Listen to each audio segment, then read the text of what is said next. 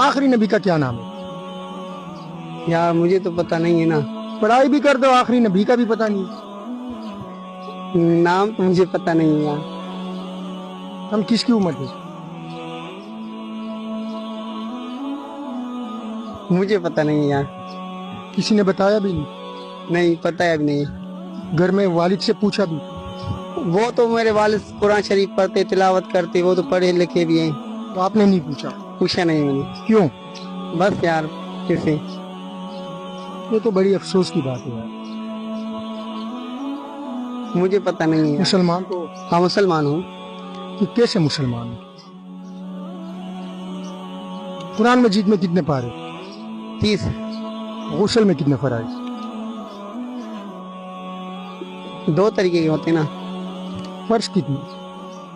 फर्ज का मुझे पता नहीं है। तो आपने क्या सीखा?